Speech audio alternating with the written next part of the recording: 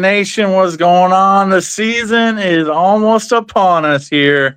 One more short week until we watch Ohio State and Texas square off in the horseshoe at high noon in Columbus, Ohio. Of course, the big rematch from last year.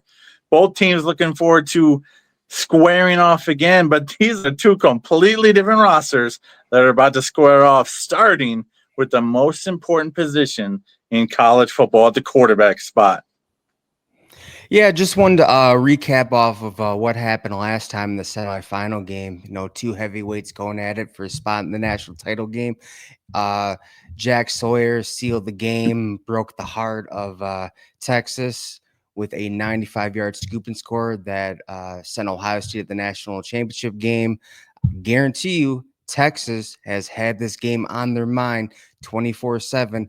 They're looking to come into the horseshoe, make some noise as the number one team in the nation, and get their revenge. Now, going on the quarterback position, you have new quarterback for Ohio State, Julian Sain. Now, with Julian Sain, he had all that hype coming out of high school, Elite 11 winner. Now, good amount of Elite 11 winners go on to have great college careers. But the one thing I'm looking at is what I saw at the spring game, and I really like what I saw, which is quick release. What everyone else has been saying, can make any throw just completely accurate.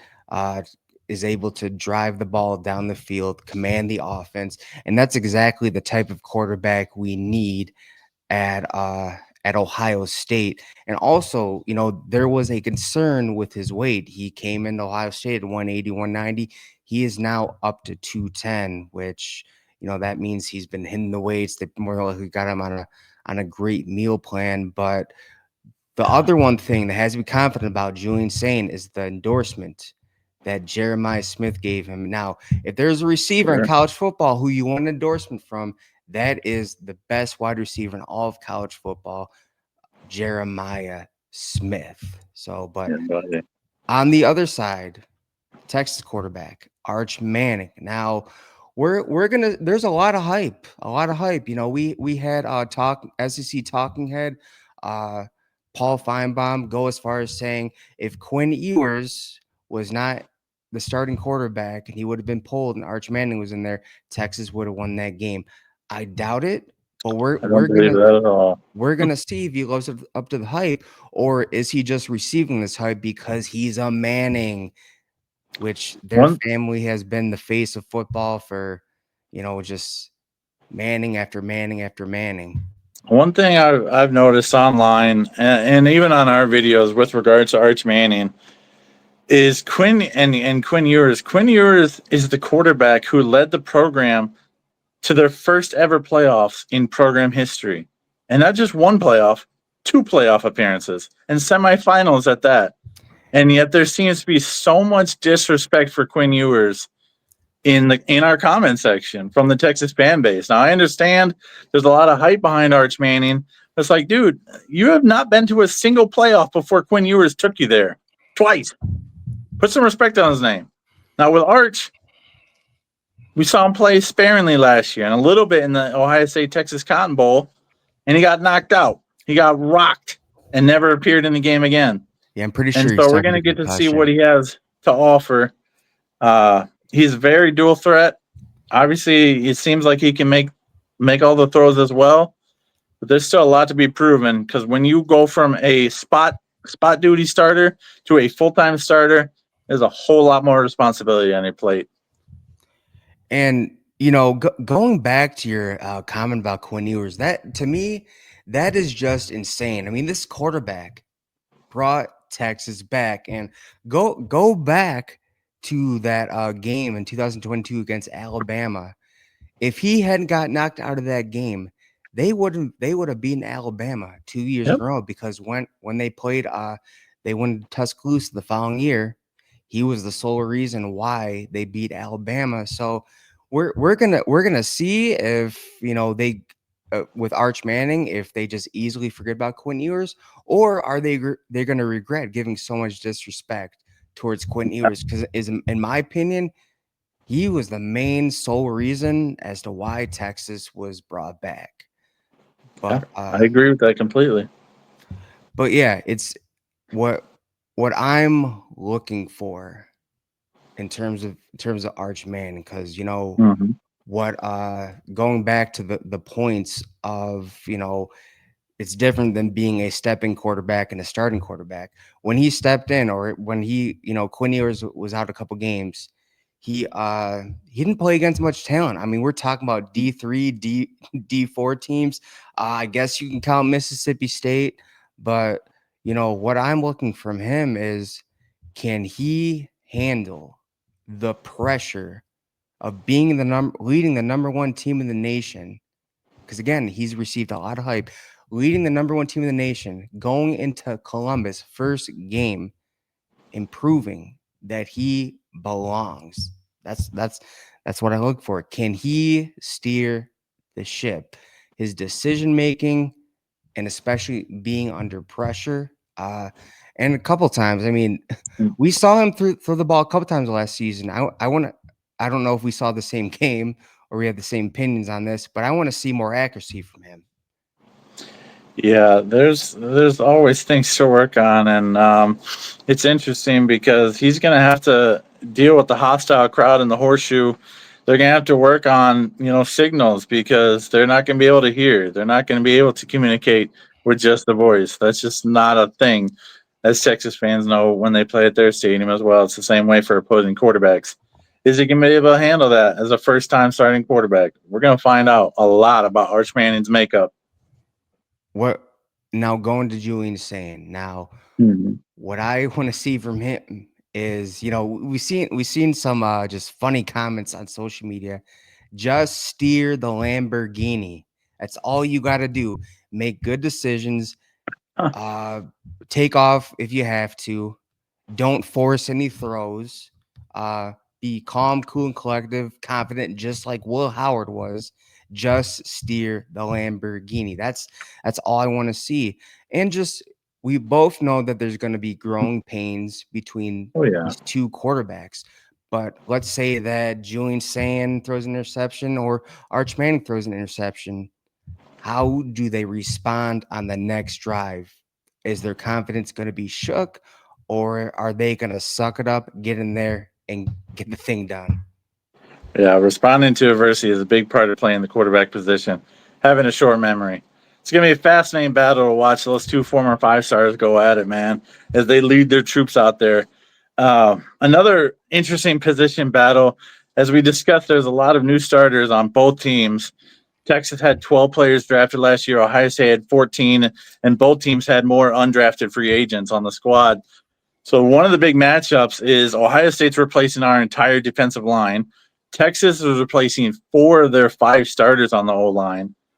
And so it's almost like a weakness against a weakness there. Who's going to be the strongest unit of those two quote unquote weak units? Now, there's young bucks waiting in the talented young bucks waiting in the wings to get going and get finally starting at both universities at both positions. And so we expect them to perform well, but who is going to step up to the challenge in that battle in the trenches? Uh, Ohio State was elite in the trenches for the first time in a couple years last year. We're going to see if those four brand new starters are up to the task for Ohio State. Yeah, definitely. I mean, you have Canada Jackson Jr., you have Bo Atkinson, you have Caden McDonald. Mm-hmm. Um, And Edric Houston. Yep, how could man, Edric Houston, man, he's gonna be a dog. But I've like what I've heard. I mean, we talked about Ohio State's defensive line. The only Sure. thing that I'm concerned about is the depth, the rotation, who's Yeah. behind these starters. We're gonna see how Matt Patricia uses CJ Hicks. We're gonna see what if who is it? Caden Curry gets Yep. some playing He'll time. definitely begin some run. In terms of the rotation, are these younger guys behind the starters ready to go? Yeah. But let's be honest about Texas O line. They may have to replace four starters, but let's not act like they lack in talent. Those 4 or 5 Exactly. star offensive linemen are being replaced with 4 or 5 star offensive linemen. Uh, Mhm. so I mean, To me, and this is where I'm going with this, it's gonna come down to who schemes better. Sure. Because like if you look at last season with Ohio State, they like a good amount of their starters on the offensive line got injured, but they figured it out because they schemed around it. They made it work. Is Texas going to be able to do that?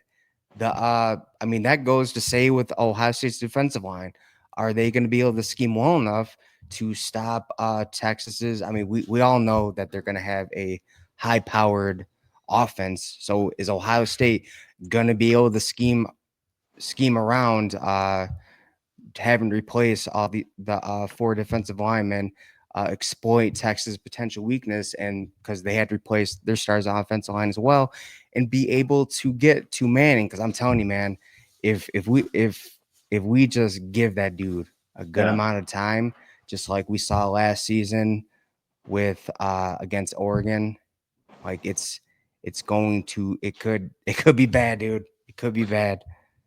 That's one of the key aspects, man. You can't let quarterbacks get comfortable in the pocket. You have to create havoc and create pressure. And I think getting out of Jackson is going to be better even than Bo Atkinson at that, in my opinion.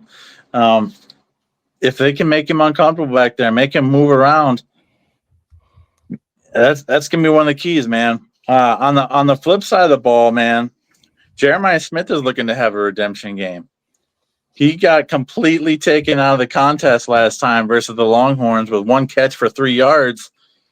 And he has talked about it several times this offseason about making a statement in this game. And now that allowed, obviously, our other weapons to run free. Henderson, one of them, and Carnell Tate ate in that game as well, offensively, instead of Jeremiah Smith. But how is the number one wide receiver in the country going to be used in this game? I'm really looking forward to seeing that and how they scheme him open. That'll be interesting on the new coordinator, Brian Hardline. Yeah. So with the whole Jeremiah Smith thing, dude, let's be honest about this. If he gets bracketed, fine. I hope he figures ways to get open just to prove all the haters wrong.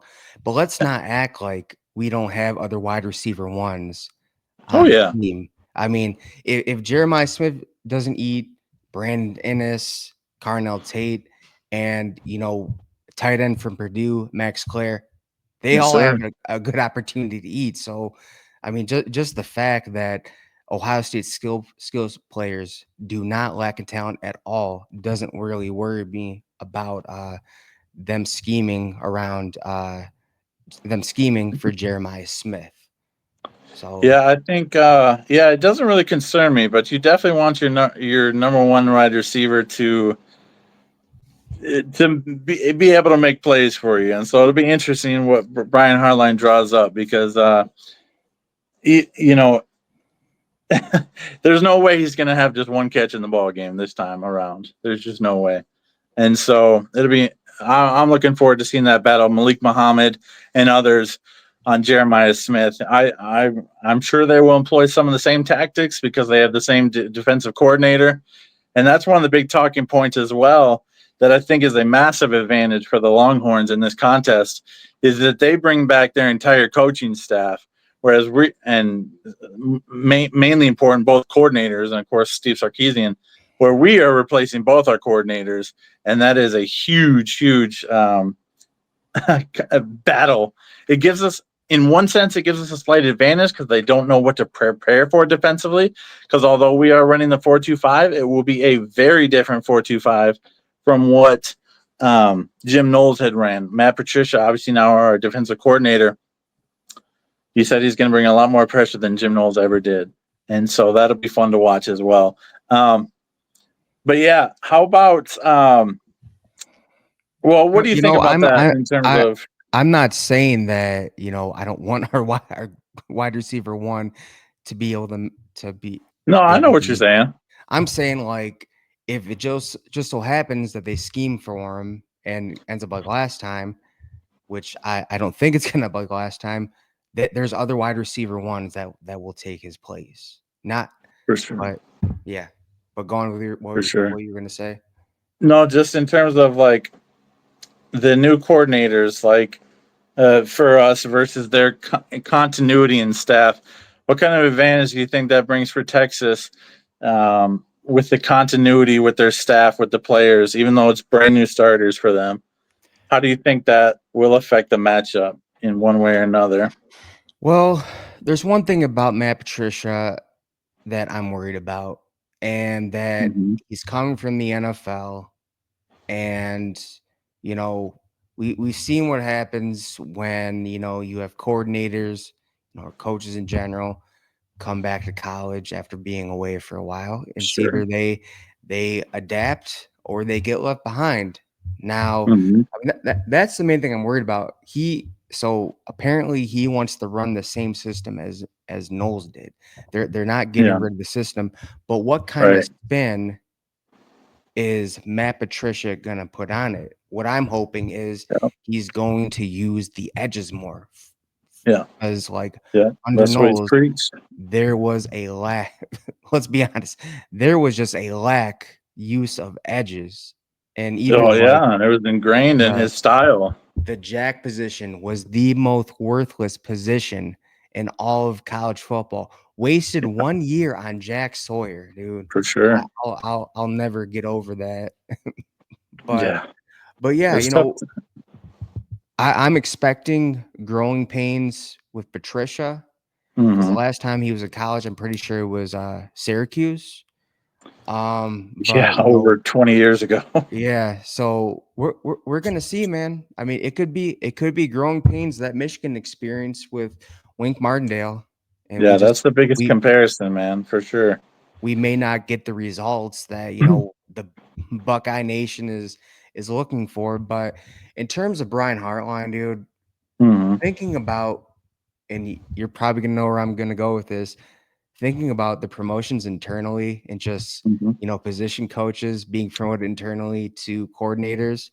Sure. I still have nightmares to this day thinking about how Ryan Day internally promoted Kerry Combs to take over full defensive coordinator responsibilities, and just how bad of that was, like, just one bad move by Ryan Day throughout his whole coaching career at Ohio State. And just like, It I have was tough. nightmares about that, man, because if it doesn't work out for Brian Hartline, like, there's just no saying to him, "Hey, we're gonna need you, we're gonna need you to go back to wide receiver, coach." Yeah.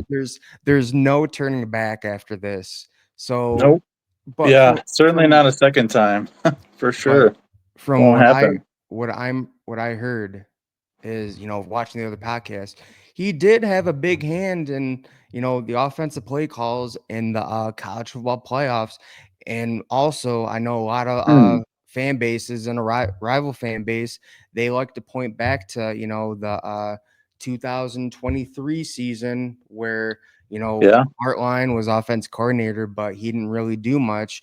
But the 2024 season, he had a whole year to work under one of the greatest offensive minds in college football, which is Chip Kelly. So that's a plus. But I mean, we could experience growing pains with him as well. Right. But Yeah. he's I'm again, like, expecting it. but again, he's been in college for quite some time now. He's worked his way up the ladder. He's been working under Ryan Day, and he had a year to work under Chip Kelly. So it's not like he doesn't know what Ryan Day would want in the offense. So Mhm. Yeah, it'd be fun to watch him scheme against this elite Texas defense they're bringing back. A back seven that is just really lethal. And of course, we can't forget about our own hero Canoe I was just slotted thinking to that. start on the defensive line as well. I mean, that was a big loss for us for our depth. He was going to be a starter this year, but he followed his position coach down to Austin, and so that definitely hurt the Buckeyes. But their back seven is insane, man. I mean, they got Anthony Hill, Malik Muhammad. I mean, Colin Colin Simmons, Simmons is a dude. freak too, and it's just like that's just not your normal first game test, man. This is going to be quite the tall task for these new coordinators, and I'm pumped to see what they come up with and what they scheme with. This has been the focus for us as well, knowing that this first game was coming in the season since were crowned national champions last year, and We're it's also crazy, man. we're also going to see how well Tyler Bone does managing the offensive Yeah, line and yeah, being able to scheme around, people like just edge rushers like Colin Simmons. So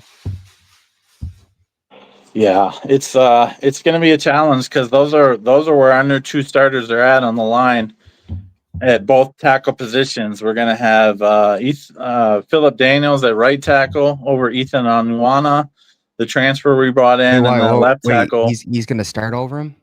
Yeah, that's been confirmed. Yep, for sure. Oh man, dude. And So so, that means the and then Rice guy Austin didn't. Searveld at left tackle. Oh, dude, And I'm hearing so, great things from Austin Severfield coming out of yeah, camp. Like, it's going to be fun to watch those guys. I wish they didn't have to go against Colin Simmons in the first matchup. I wish they had a little break in and film study before they face a beast of a edge rusher like him. But it's going to be quite the challenge. And yeah, Searveld has been a monster for us last year and was huge for us in the playoffs. and But Hinsman, dude. yeah, well, yeah, the interior at center. Yeah, the interior line is all set to go, and I'm excited about that. These two new starters on the tackles, we'll see how they do. I'm sure Searveld as well. It seems like with Onwana, we brought him in to be a starter and paid him starter money out of the portal, and it doesn't seem like he's performing poorly in camp. It just seems like Daniels is doing better, and so therefore he won the starting position, and that gives us great depth on the line that we didn't have last year. So that's a huge win for us either way. Now, in terms of getting down to it, man, score predictions. Like I know we've talked about this kind of off camera. With so many new starters, this is quite the challenge here in week one. What are your feelings entering this game, and then give your score prediction for this contest? Man, I'm gonna keep it real. Yeah, I'm concerned with having to replace two coordinators offensively, defensively, sure. replacing an entire defensive line, a new quarterback, Mm-hmm. and just There's a lot of holes. but what I'm not going to not trust a Ryan Day offense, dude. Yeah, That's not gonna happen. That's one thing. That's one thing I look at confidently going in this game. But man, that defense side of the ball, dude, like it, it just depends, man. Like, are we gonna witness a lot of growing pains with Matt Patricia this game, or yeah, is everything just gonna click in all cylinders? I'm expecting growing pains, but if they play competitively and still lose, I'll be happy. Other than that, sure. like I just I don't have Ohio State winning this game. I'm gonna be honest. Mm-hmm. Texas. I mean, they came back as the number one team for a reason. They're really deep on the defensive line. Uh, Yeah, there's a big chance that they exploit Ohio State's offensive line, and so I think it's going to be competitive. But I have yeah. Texas winning 28-21.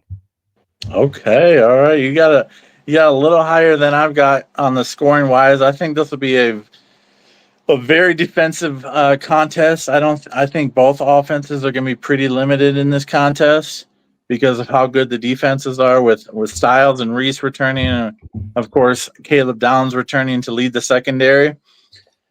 I've gone back between 2017 Texas and 24-20 Texas. I am going to go with the Longhorns taking the dub in the horseshoe. I'll go with 24-20. The Longhorns prevail in this opening season bout, this heavyweight title fight to kick off the college football season, man.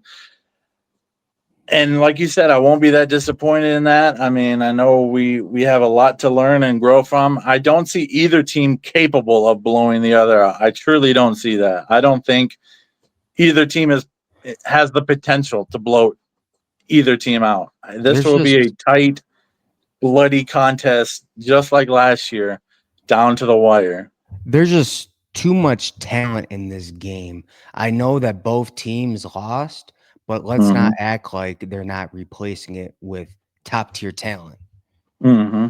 Or they don't, Yeah. or they don't have top Texas. tier talent returning. So Yeah, Texas has recruited well for years and years, is as Ohio well as State. Ohio State. And so, obviously we hate to be the bearer of bad news on that one, but we do think we have to be honest. We're not going to get on here and lie and think Ohio State's going to win, and then we get mocked. Like, no, we're going to give our objective, honest opinion, and we unfortunately do have Texas prevailing in this contest slightly. I think both quarterbacks performed fairly well, but I do think both throw an interception in this contest. So that's kind of what we have going into this contest. Texas getting the dub in the horseshoe. Both teams we do have making the playoffs at the end of the season. And so the Buckeyes will recover from this early season L. And it'll be fun to watch, man. We're only a short time away from watching Texas and Ohio State finally kicking off. But that's it for this one. Go Bucks and God bless. We will see you on the next one. OH. I-O.